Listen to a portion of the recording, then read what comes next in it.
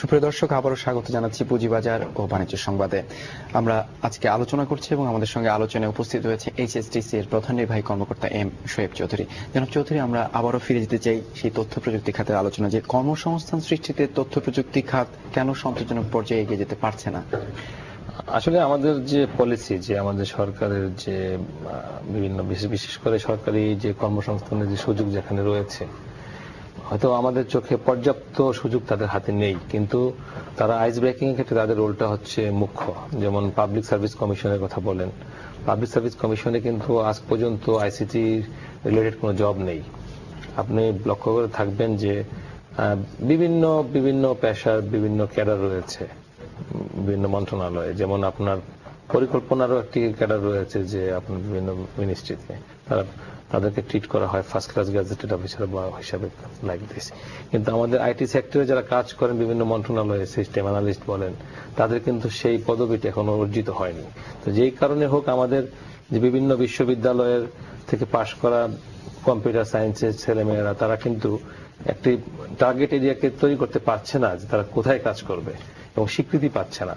তো সেই ক্ষেত্রে সরকারের যেরকম অবহেলা রয়েছে, বা তদ্রুপ আমাদের প্রাইভেট সেক্টর যেহেতু সঠিকভাবে এখনো বিকশিত হতে পারেনি, সেক্ষেত্রে এটি একটি অন্তরায় হিসাবে কাজ করছে। আমি মনে করি সরকার এবং প্রাইভেট সেক্টর যৌথভাবে যদি এখানে দৃষ্টিপাত করেন, তাহলে সন্তোষজনক জায়গায় আমরা পৌঁছতে পারবো। আবার সেই প্রাইভেট পাবলিক পার্টনারশিপের একটা বিষয় তুলে ধরেছেন। আমরা জানতে চাই যে আমাদের ই গভর্নেন্স বাস্তবায়নে আমরা কেন ঠিক কাঙ্ক্ষিত জায়গাটিতে যেতে পারছি না, আসলে সমস্যাটি আসলে কোথায়? আসলে সমস্যা হচ্ছে মাইন্ডসেট। আমার মনে হয় যে সরকারের মানসিকতা এখানে অনেক ইম্পর্টেন্ট। কারণ আমি নিজে বিভিন্ন সরকারি প্রতিষ্ঠানে কাজ করি এবং আমার অনেক খারাপ অভিজ্ঞতা আছে, যে এরকম শুনেছি যে এখানে যদি অনলাইনে সবকিছু হয়ে যায় বা অটোমেশন হয়ে যায়, তো সেই ক্ষেত্রে দেখা যাবে যে আমাদের ফাইল আটকিয়ে রেখে টাকা খাওয়ার অবস্থাটা নষ্ট হয়ে যাবে। তো সেই ক্ষেত্রে এগুলোর জন্য একটা সচেতনতা প্রয়োজন আছে, এবং সরকারের দৃষ্টিভঙ্গি এখানে খুব ইম্পর্টেন্ট। আমি মনে করি যে আমাদের করাপশন ফ্রি একটা এনভায়রনমেন্ট তৈরি করার জন্য ই গভর্নেন্সের বিকল্প নেই, এবং সরকারকে এখানে প্রায়োরিটি দিতে হবে, এবং প্রয়োজনে সরকারকে ভর্তুকি দিয়ে হলেও এই কাজগুলোতে প্রাইভেট কোম্পানিগুলোকে এগিয়ে নিয়ে আসতে হবে। নগরায়ন এবং নগর কেন্দ্রিক শিল্প সম্প্রসারণকে আপনি কিভাবে দেখছেন? আসলে কোন একটি দেশ যদি তার অর্থনৈতিক অগ্রগতিতে এগিয়ে যায়, তার নগর সংস্কৃতিতে বা নগর অর্থনীতিতে প্রভাব রাখতে হয়। আজকে আপনি আমাদের নগর সভ্যতা এবং নগরায়ন যেভাবে বেড়ে যাচ্ছে, তো এটা কিন্তু আমাদের জন্য একটি ভালো দিক, কিন্তু পক্ষান্তরে খারাপ দিকটি হচ্ছে যে আমাদের পরিকল্পিত নগরায়ন ঘটে, নগরটি অপরিকল্পিতভাবে বেড়ে উঠছে। সেই ক্ষেত্রে আমি মনে করি যে আজকে আপনার এই অনুষ্ঠানের মাধ্যমে আমি মনে করি সরকারের কাছে পৌঁছে দিতে চাই, আসলে নগরকে প্রাধান্য দিয়ে একটি আলাদা মন্ত্রণালয় করা উচিত। যেমন আপনি দেখবেন ইন্ডিয়াতেও আছে নগর উন্নয়ন মন্ত্রী, আমাদের এখানে নেই। তো সেই ক্ষেত্রে নগরায়নকে প্রায়োরিটি দেওয়ার জন্য সরকারকে কাজ করতে হবে, এবং আমরা সহযোগিতা করতে পারি। বাণিজ্যিক সংগঠনগুলো ডিজিটাল বাংলাদেশ বাস্তবায়নের ক্ষেত্রে কি ভূমিকা রাখতে পারে বলে আপনি মনে করেন?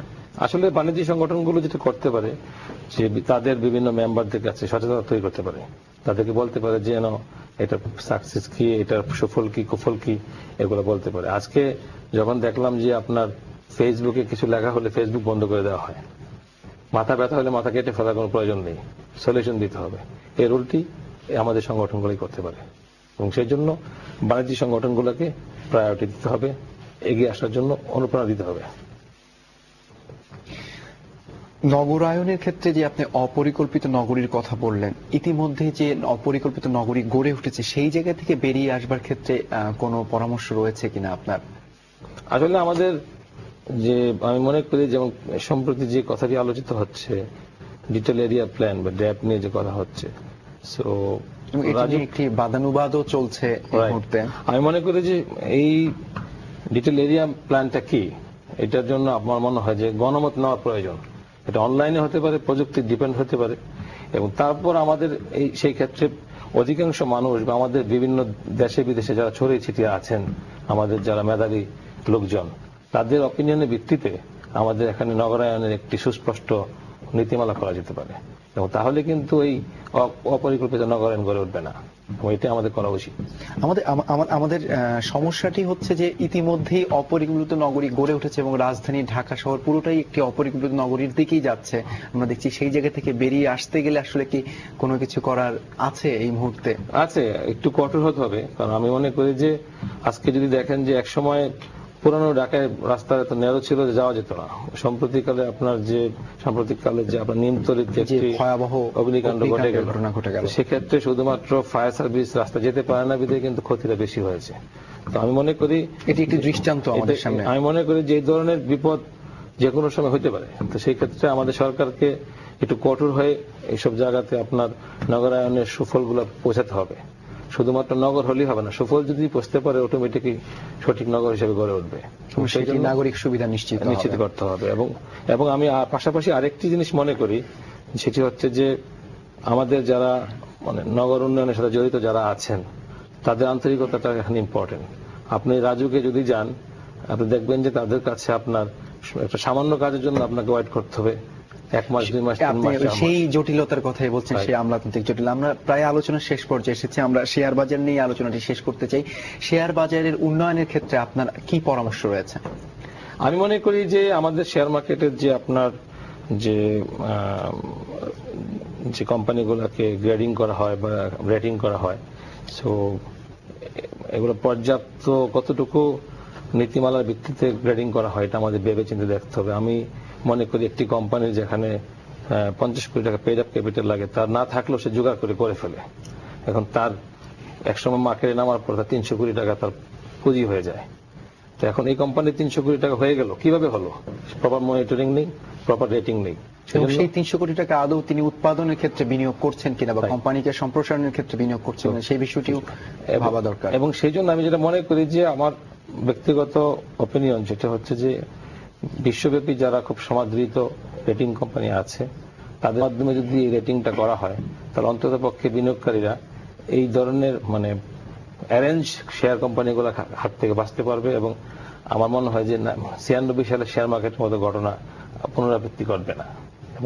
সেটি ঘটার সম্ভাবনা এখন আর নেই, যেহেতু এখন ইতিমধ্যে আমাদের শেয়ার বাজার অনলাইন বেজ হয়ে গেছে এবং সেক্ষেত্রে আসলে কাগজে শেয়ার না থাকবার কারণে দুর্ঘটনা ঘটবার আপাতত কোনো আশঙ্কা নেই। আমরা মনে করি যে সেক্ষেত্রে আমি আবারও বলবো যে এই আমূল পরিবর্তনটা হয়েছে শুধুমাত্র তথ্য প্রযুক্তি সেক্টরকে গুরুত্ব দেওয়ার কারণে। আমি মনে করি আরো নিশ্চিত করতে হবে এর সুযোগ সুবিধা, এবং মানে ওয়ার্ল্ড ফেমাস রেটিং কোম্পানিগুলোকে দেশে আসার সুযোগ দিতে হবে। তাদের মাধ্যমে যদি গ্রেডিং করা হয়, রেটিং করা হয়, তাহলে আরো বিনিয়োগকারীর একটি ভালো দিক নির্দেশনা পাবে কোন প্রতিষ্ঠানের রেটিংটি কেমন। আমি বলতে পারি যে আমাদের এখানে আজ থেকে 5-7 বছর আগে এবিএন অ্যামরো নামে একটি কোম্পানি এসেছিল, বাট তারা সেই এনভায়রনমেন্ট পায় নাই বিধায় তারা হয়তো চলে গিয়েছেন। তো আমার মনে হয় যে তাদেরকে এখানে আমাদেরকে স্টকমার্কেটে রাখতে হবে। আমরা আশা করি আসলে যে শেয়ার বাজার কর্তৃপক্ষ বিষয়টি ইতিমধ্যে শুনেছেন, বিষয়টি বিবেচনা করবেন, একই সঙ্গে সরকার বিষয়টি বিবেচনা করবেন। আমাদের সামগ্রিক অর্থনীতিতে শেয়ার মার্কেটে এই মুহূর্তে যে ভূমিকা রাখছে সেটি আরো সম্প্রসারিত হবে, সেই আশাবাদ রইল। জনাব চৌধুরী, আরটিভি স্টুডিওতে আসবার জন্য, আমাদের সঙ্গে আলোচনায় অংশগ্রহণ করবার জন্য অসংখ্য ধন্যবাদ। আপনাকে অসংখ্য ধন্যবাদ। সুপ্রিয় দর্শক, আমরা স্টুডিওতে আজ আলোচনা করছিলাম প্রযুক্তি খাত ও নগর অর্থনীতি নিয়ে। আমাদের সঙ্গে স্টুডিওতে উপস্থিত ছিলেন এইচএসটিসির প্রধান নির্বাহী কর্মকর্তা এম শোয়েব চৌধুরী। এবারে বাণিজ্য সংবাদ। রাসায়নিক ব্যবসায়